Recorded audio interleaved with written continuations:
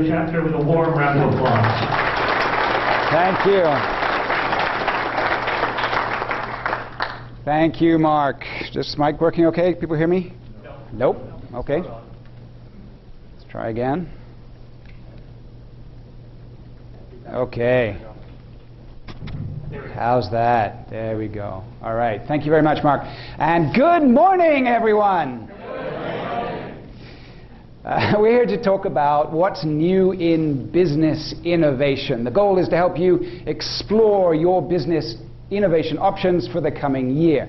Now, when we talk about innovation, there are two words that often come up: revolution and evolution. So let's talk about those first of all. This is what revolution looks like. Not very Canadian, eh? Something we prefer to leave to the French or to the Americans. This is actually Eugene Delacroix and his painting Liberty Leading the People. And I have to apologize to the art connoisseurs in the audience because I had to change the painting. Can anybody see what I changed?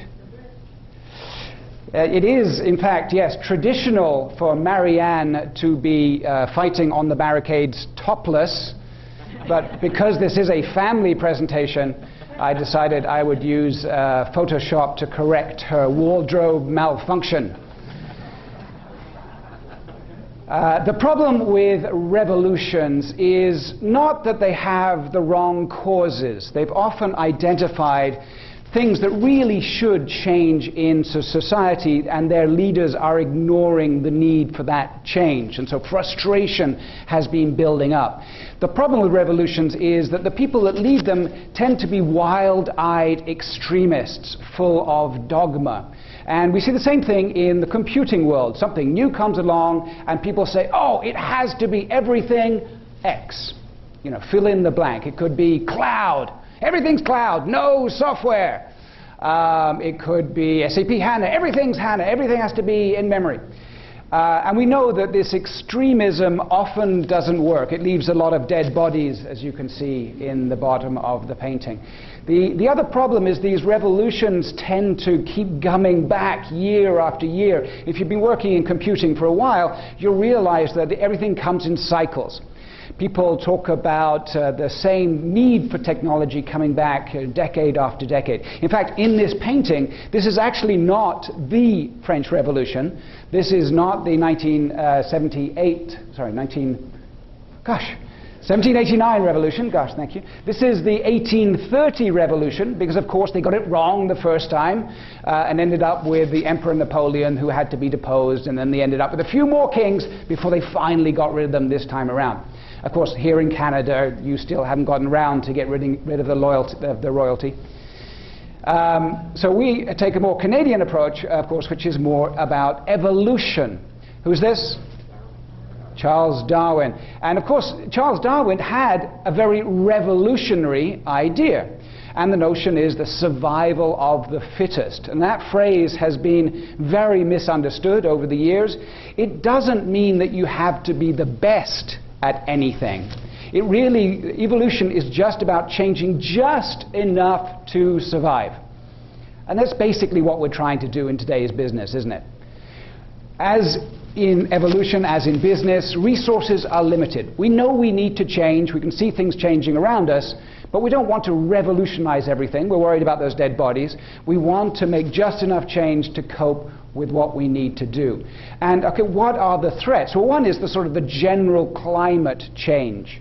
At the end of the Pleistocene, the woolly mammoth went out of business, became extinct. Now, was that because of the climate change itself? No, in fact, it probably wasn't. It turns out that there was just one of his competitors changed and adapted to the environment faster than he did.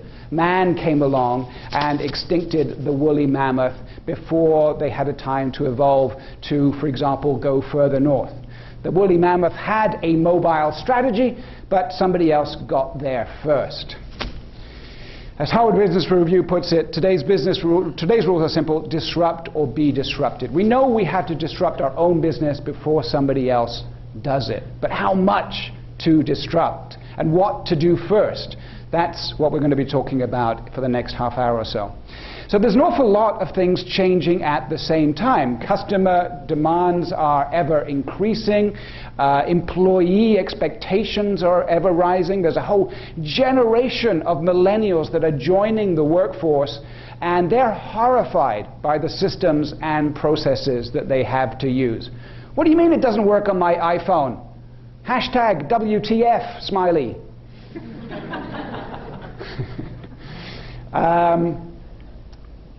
The pressure on resources, we're always trying to do more with fewer resources. There are 1.5 billion people talking about you and your company on Facebook, and the Internet of Things is coming on very fast. There are already more things on the Internet than there are people, and that's only going to be increasing in the coming years. Now, of course, all of these changes mean opportunities for the right company doing the right things. If customer expectations are rising, then the company that knows how to provide a simpler, easier, more intuitive customer experience is going to win over the competition. And that applies to these other resources. If you invest employees, you're going to get more out of them. The biggest underused resource in organizations today is data. Only 12% of companies' data is used today. This microphone keeps cutting out, right? Is it incredibly annoying? Yep. Is there anything? Maybe you can swap to the other one. Yeah, I can give you the handheld. That's all right. You okay with?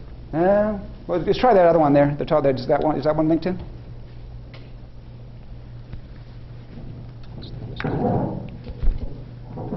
Is that going to work? It's right. Okay.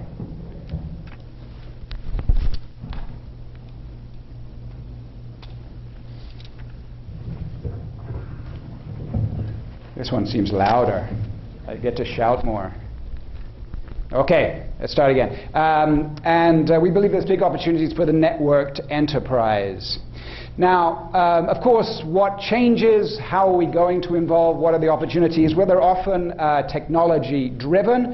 And, of course, there's a big opportunity, as we know, with social cloud analytics and mobile, or as I call them, SCAM.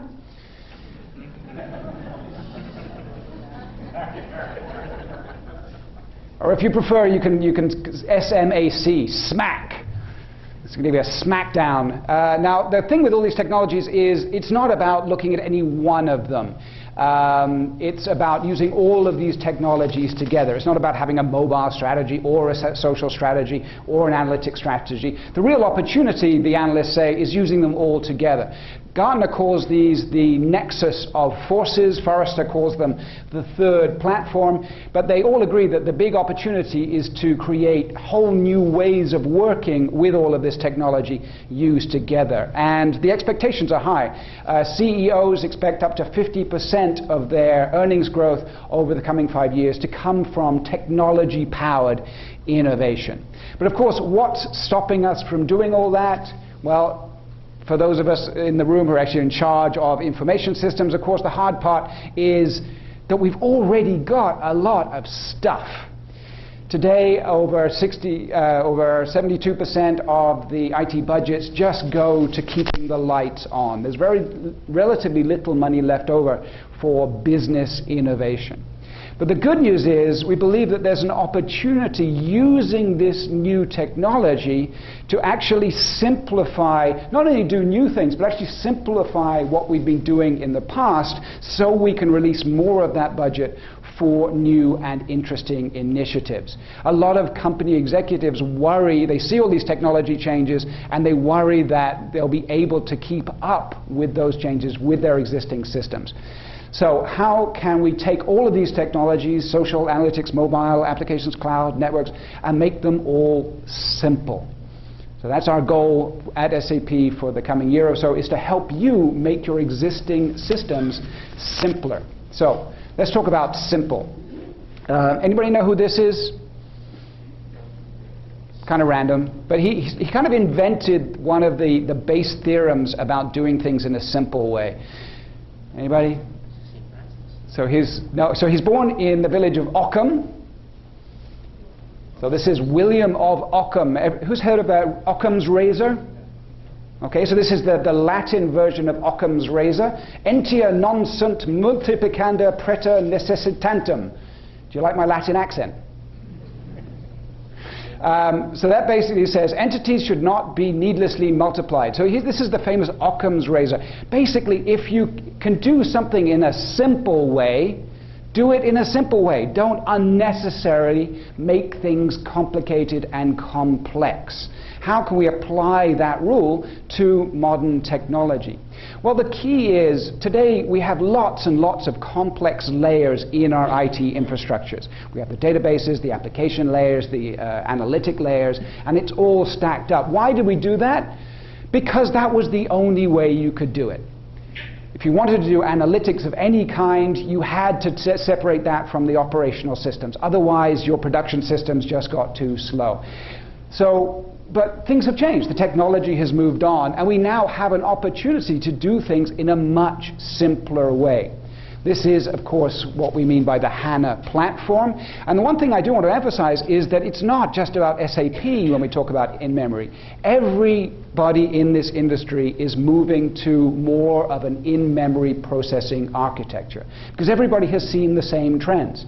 It's just simpler and cheaper to put information in memory, store it once, and make it available for all kinds of applications and analytics at the same time. So I know people get a bit upset sometimes we talk about HANA, but really it's because we're talking about this industry trend. Your organization will be using more of this in the future. Our platform is HANA. We think it's a great platform, but all of this applies whatever business you're in.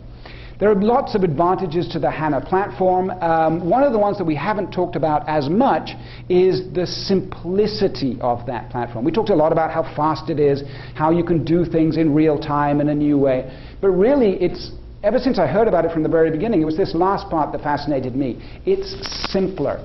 There are fewer moving parts. You store the information once, and then you can do everything else you want to do with that afterwards.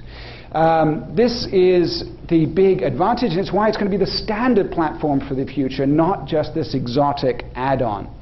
Now, it's worth mentioning there are different approaches to in-memory in the market. Oracle made a big announcement last week. They're the largest database vendor in the world. It'd be very strange if they ignored in-memory and its benefits. They have come out with more of a hybrid approach. This is, anybody? Car? Which car is this? Sorry, it's not a Toyota, but you did say you were working with Toyota, so that's okay, right? So this is the Tesla Model S, and it's a sort of thoroughbred electric vehicle. Now, it's worth mentioning when it comes to electric vehicles, everybody believes that more electric is in the future, right? We all know that's a direction we're going to go. How do we get there? Well, there are different approaches. You can take a pragmatic approach, hybrid vehicles. It is one answer.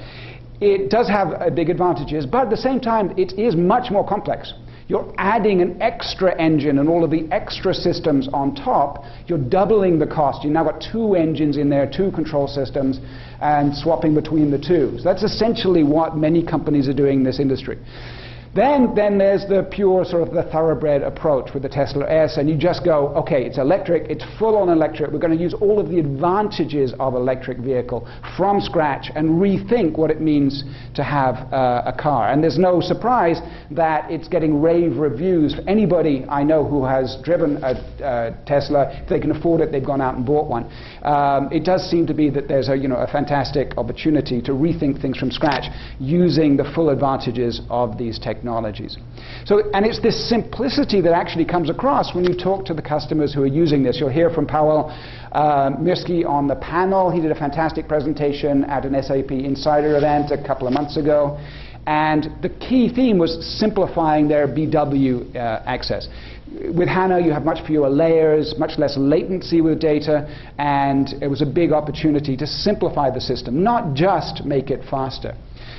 Huge companies like Unilever are looking right now at running their EC system, Business Suite, on HANA. They're doing tests right now. They have a 38 terabyte SAP system that runs all of Unilever across Europe. You can imagine how big that is. They're running the tests on HANA right now. And you can see the quotes here. If we knew what we know now, we would have started deploying HANA much earlier because it's so important for business. And we think it's even more disruptive than we initially thought. We've only just started. So most of the customers that I've talked to that have deployed HANA have been very happy with it and are now looking to deploy more. But there's one thing I really want to emphasize. This is the one point I'd like to get across in this presentation is, what's the one thing that everybody knows about HANA? So, okay, what's the second thing? Well, first is fast. What's the second thing that everybody knows about HANA? Expensive. Right? It's this Ferrari thing that's not for me. So, we'll look at HANA when we need that performance. That's what I'd like to emphasize is changing. So here's a good example. This is TRCC. They also presented a couple of months ago. They had just 4 employees, 500 employees, 4 IT staff, and they've just rolled out SAP for the first time throughout their company, and they're going directly with Business Suite on HANA. Why? Not because of the performance. The performance, they do get a 4 to 6 times performance boost, but that's not what it was about. It was about the simplicity. They did it because they have only 4 IT staff. They knew that they were going to have all of these layers of technology. They knew that there's a small company growing fast. They're going to have to change things in the future. It was just simpler and cheaper to go with the Business Suite on HANA, and they use what's called HANA Live, that makes your production system look like a data mart or data warehouse for business objects. And they say with HANA Live, in 5 minutes, we could see more information than we could in the last 7 months. So this is the big mind shift, the thing that will be changing over the coming year, is HANA going from being this exotic thing that you only have if you can afford it, to something that is just the simpler, cheaper alternative to your next step in business innovation. So that's one aspect of simplicity, simplifying your existing systems, having fewer layers, being more flexible and agile. The other aspect is simplifying the user experience. As everybody knows, SAP is world famous for its user interfaces. So we'd like to maintain that, but of course, in the opposite direction, this is, of course, Fiori. So Fiori is a whole new set of HTML5, SAP UI5 based interface that is designed for mobile devices. It's responsive. In other words, it will adapt automatically the kind of screen you're using it on. But it's more than just a UI upgrade. It's also taking a more people-centric view of what people are doing. So rather than looking at it from a systems point of view with lots of different screens for an individual trying to do a job, Fiori has been designed so that you can actually have different workflows that correspond to the jobs of actual people. So this is what it looks like, and we have a whole series of real applications, if you like, that take your existing SAP systems and data and look at them in a different directions. This is the cash management business workspace, for example. As you can tell, a big upgrade for existing SAP systems, but a new way of working. So it's more than just a UI upgrade, and of course, as was recently announced, this is now free. If you're under maintenance with your SAP system, you get to deploy this as part of your overall maintenance. So this should be, we hope, some big changes about how easy people find using their SAP systems. Last aspect of making things simpler is making it faster and easier to deploy and upgrade your systems.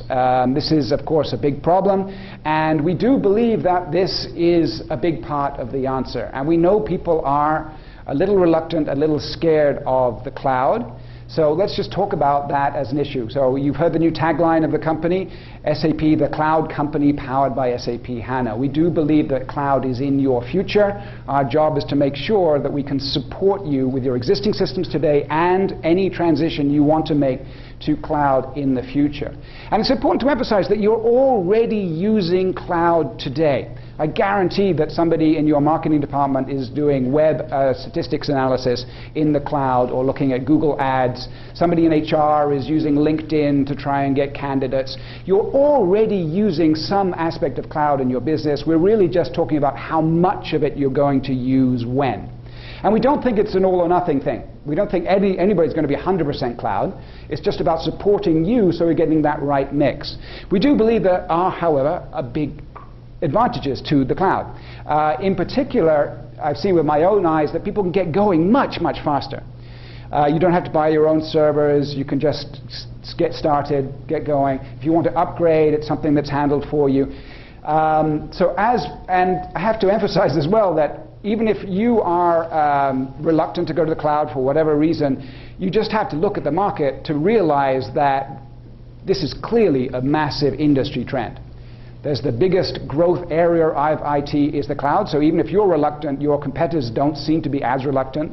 And for this year, for the first time ever, they believe that new workloads are going to be majority on the cloud. So as people are deploying things for the first time it's going to be a majority going to the cloud rather than on-premise from this year on. So why are people reluctant to the cloud? Well, we know the big one is obviously security. We can reassure you about data security, how hard it is to get information off our cloud platform. All the data is encrypted, for example. But we also know that in many companies and countries there might be legal restrictions. Clearly you can't put data in the cloud if it's illegal to do so. So one thing that we've been doing very aggressively over the past period is investing in data centers around the world. So we have between 14 and 16, depending whether they came online yet, and then 20 by the end of the year. And we will be continuing to expand that so you can keep your data wherever your different operations are based. You can keep the data for those operations in the space and under the laws of a particular country. So you don't have to care about NSA or GCSE, anyway, prying what data they shouldn't do. Okay, next step is obviously we'd like to help you with this transition. That's a big part of our job, but we're not going to do it alone. A big part of it is the SAP ecosystem of partners whose job it is to help us all through this transition from these complex systems to more simpler systems and business innovation. We've also been working with a lot of SAP startups. So we have over 1,000 companies as part of our SAP startup program. This has been very fascinating. So this is the generation of applications in the future who are doing everything from scratch. They're very naturally starting to do everything using these new architectures. A lot of them use open source, Hadoop for some things, but these companies typically ran into a roadblock and realized they needed something a little more powerful, a little more robust, so they turned to SAP. A lot of these are simplifying existing systems. Here's one of my favorite examples. This is Weissbier, and they do beer analytics. What could be better than that? And here's how it works. You basically get a box, and you have the flow sensors. So you stick those on the beer lines that detect the beer flow. That beams information to a little box that plugged into your cable provider, plugged into the internet.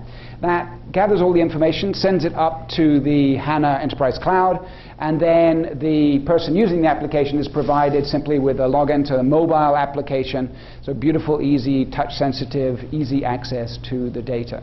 So this is a fun example, but beyond that, it's a lovely integration of, seamlessly. It's got the Internet of Things, it's got cloud, it's got analytics, and it's kind of got social, because beer is social, right? But the future is taking all these things and making it easy. There's no service to buy, there's nothing to do, you just plug it in and start using it. I think there's a big opportunity for more applications like that in the future. So how can we help you? Here's some examples. Who can we look to for areas and companies that might offer us ideas for business innovation? Well, here's some examples. Let's start off with reimagining your customer experience. It's a huge trend right now. And one interesting group of companies to look at is the luxury goods manufacturers. They've been working very hard on providing superior customer experience for hundreds of years. And also what's luxury today tends to be standard in the future. So even if you're not a luxury company, I think we can start applying some of these lessons. So Burberry, for example, I'm sure you've heard the story of how Burberry, as you go to the flagship store in London, you are greeted, if you're a Burberry customer, then the salesperson has information on an iPad powered by SAP that has all of the information they need to make personalized recommendations for you as an individual. They're trying to recreate that personalized luxury experience of 100 years ago. I would have said, I would have walked into my tailor, and the tailor would say, "Hello, Mr. Elliot, how are you? I've just got this new cloth in. I would recommend this type of cut for you." They're trying to recreate that for the digital age. Now, that was, they've already been doing this for a couple of years now, and they've just taken it to the next level. This is their CTO, John Douglas, at Sapphire last week on stage, announcing that they are moving all of their systems to the SAP HANA platform. Why? Because of simplification. In order to make the user experience as simple as possible, they realized they also needed to simplify the way they do business in the back end. So they're combining all of their systems across these different silos, putting it all in the SAP Enterprise HANA Cloud, and using systems like Hybris. So it's an omni-channel tool, that a company that we acquired earlier this year. So they're going forward with that, with a simplified customer experience. We're working with BMW on connected cars. Their car manufacturers are under attack from services like Uber. Does everybody know Uber? So basically taxi company, but wherever you are, you can click a button and there's a car ready to take you to wherever you want to go within a few minutes. With companies and services like this, fewer and fewer people under the age of 25 are actually buying cars. This is enough for them to be able to, it's much cheaper to have a car just when you need it, if that car can be relied upon.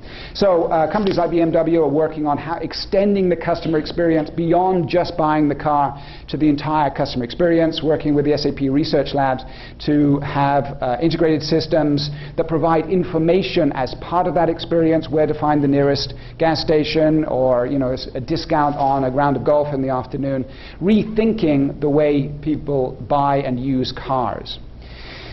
Another interesting group of companies to look at is online gaming companies. So they actually have a freemium model. They only make money if people enjoy their games so much that they pay to real money for virtual goods. And I think this is an interesting model for companies, because shouldn't every customer experience be so enjoyable that you end up paying for that opportunity? The games manufacturers, they have a wonderful opportunity. They've been working with the Innovation Center, and what they can do is go online, track everything that's going on with the customers in the system, and then do things like, okay, well, we're going to divide the people online into two different groups, and then we're going to try different types of promotion. I'll just slide that promotion across, apply it to this different group, and then see what happens to the overall trends. So really, because the real world and the virtual world are starting to merge, you now have systems that you can start getting real-time information from retail stores. As somebody takes something off the shelf and looks at it, that's recorded. So you can start running your business in a much more deeper way, using these kind of playnomics systems. Now, we have to be very careful about how companies are using data, though. There's this notion of datafication. So things that were previously invisible to data are now becoming datafied. A good example of that is reading a book. When I used to read books on paper, it was invisible to analysis. Now I read it on my Kindle, and Amazon is actually watching everything I do. They know which page I'm on, how fast I'm reading, and so on. Now they use that to provide services to me.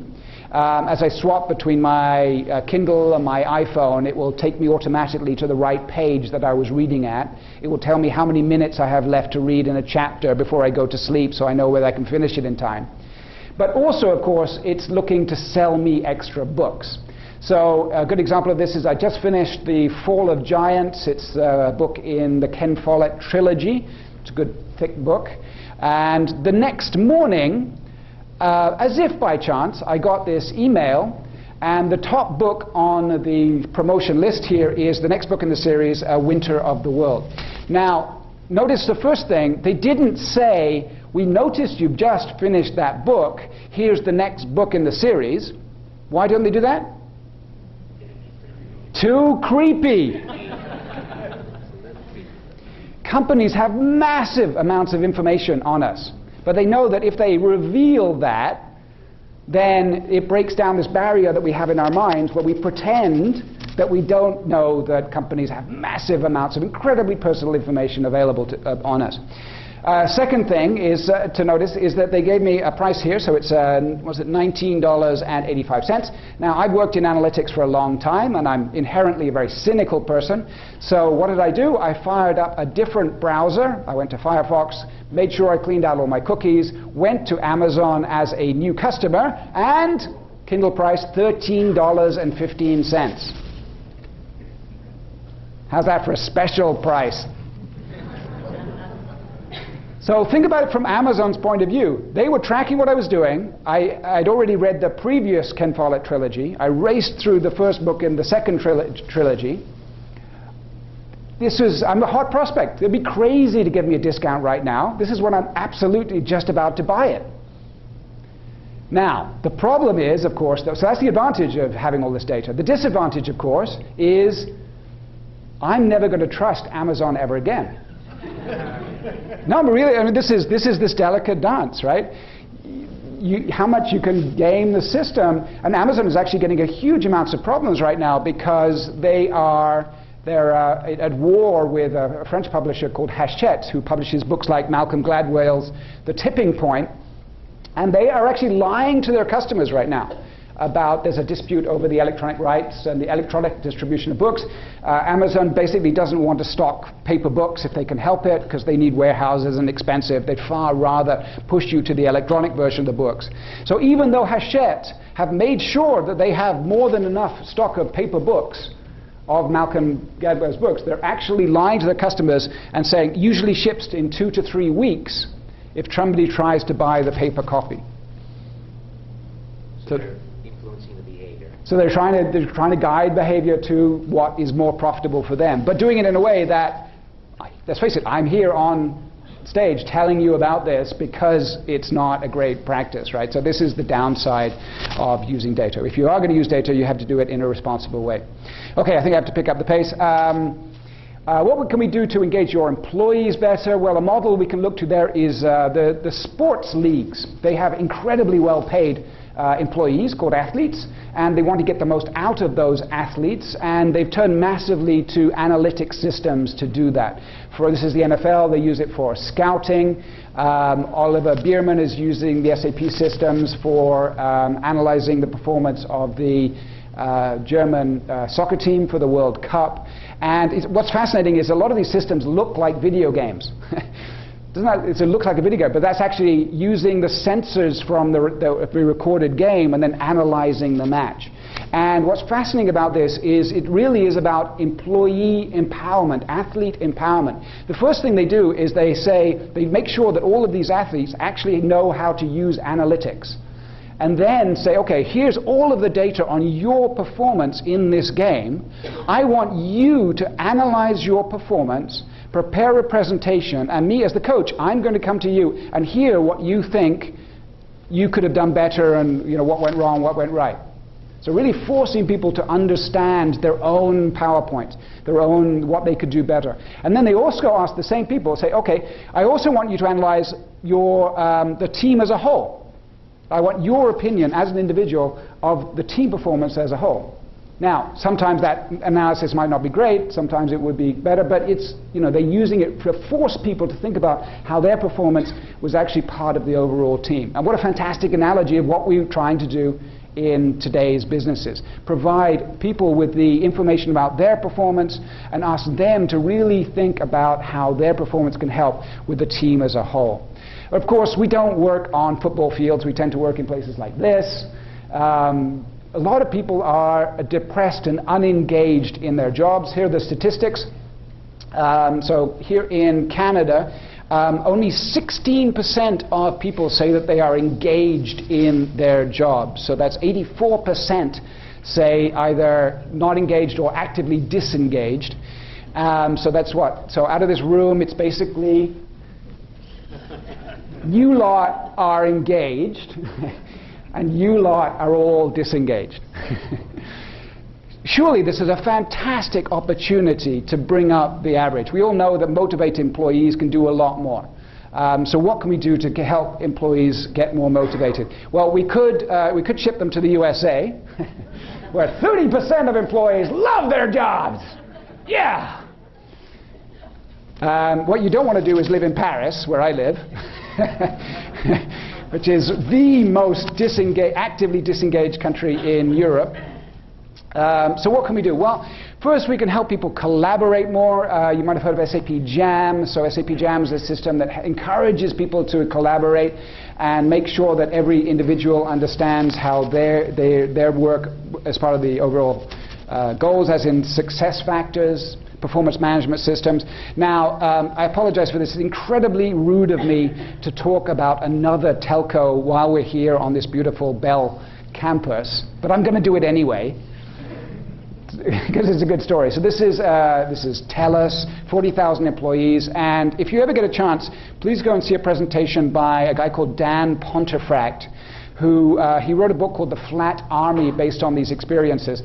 And it's basically they had tough times, they had very disengaged employees, and they, as part of a obviously wider program, they turned to SAP Jam to start rebuilding their company culture from scratch, making sure that people bought in and engaged with how they were going to make changes in the future. They knew they needed to change the way they did business. They knew they needed to innovate, but they didn't start with the business innovations. They started by engaging the employees so that they could help drive and lead that innovation to figure out what direction the company had to go. So company engagement has massively gone up to the point where it's now one of the highest engaged employers in the country. So there is an opportunity to get more out of your employees today using these types of systems. Next is using information more, using your resources more. This is Pirelli. They have a fleet of tires called Cyber Fleet tires that beam information from the trucks. Around 10,000 trucks across Europe. They're all beamed. This is a project beaming up the information to the HANA Enterprise Cloud, where it's provided to the fleet managers who can use it for preventative maintenance, including improving fuel consumption and so on. And this is another more recent example. This is a big manufacturer of business jets. I don't think I'm supposed to mention the name, so let's just say they sell lots of them in the Gulf, and they stream data from the planes. We'll cut that part from the video, right? So one of their big problems is 40% of their maintenance is unplanned today, and so this is a research project we've been doing with SAP Preventative Maintenance. It's a new application that's just available now, I believe, announced at Sapphire. And all of the information from these planes is beamed back. Everything that the pilot touches, everything they can possibly gather is being beamed back, and then that's used, and they run the predictive algorithms to figure out which of these behaviors, which of this data is actually linked to a maintenance need in the future. And then that information is taken and put into the maintenance scheduling. So you can imagine the kinds of customers of these business jets expect very high standards. They don't want to be left waiting on the tarmac for an unscheduled maintenance. This way, the maintenance gets automatically scheduled so that the poor business people don't have to keep waiting or have to go first class on a normal airline or anything like that. So there's a huge amount of interest in sensors today. This is a company, IFM, that also presented at Sapphire. They have 8,000 different sensors. Whatever businesses you're in, they have a sensor that can help you gather information that you haven't been gathering in the past. And we've been working with them to make these sensors SAP pluggable, so that you can make it easier as possible to just use these to gather information going forward. This is Norway's largest retailer, just an example of using information in new ways. This is 2.5 billion point of sales records, all shown on a single screen using SAP UI5 in real time. So the instant something goes across that barcode scanner, it appears here on the dashboard. They can start doing predictive. It gives them an incredible new way to access the information that they never had before. SAP Simple Finance, you heard about it last week at Sapphire maybe, but it's this fundamental idea that today 95% of the data stored in the average finance system is just an aggregate of more detailed data.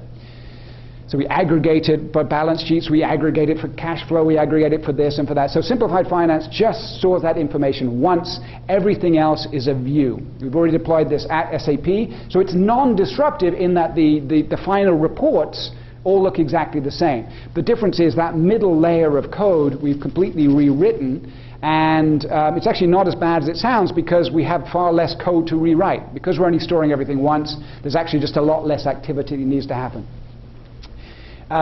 We think this is a radical opportunity for finance organizations to rethink how they do things in the future. This is probably, of all the things we're talking about, this is probably going to make one of the biggest differences to organizations. And of course, there's a whole new set of interfaces that go along with that.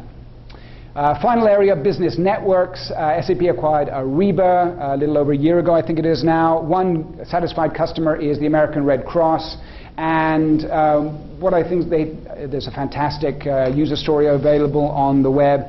And Jill Bossy talked about, they have all of the supply chain problems that you might have. The difference is they don't know in advance anything about their supply chain. They don't know where a disaster is going to happen. They don't know which suppliers they're going to have to work with. They don't know exactly which products they're going to need. They need extreme flexibility. So that's why they go to the Ariba platform. Because it's cloud, they can be sure that people can access it. It's always available. If disaster happens on a Sunday at 2 a.m. in the morning, that's not going to slow them down from finding the people they need, coordinating the resources to provide fast relief for that disaster.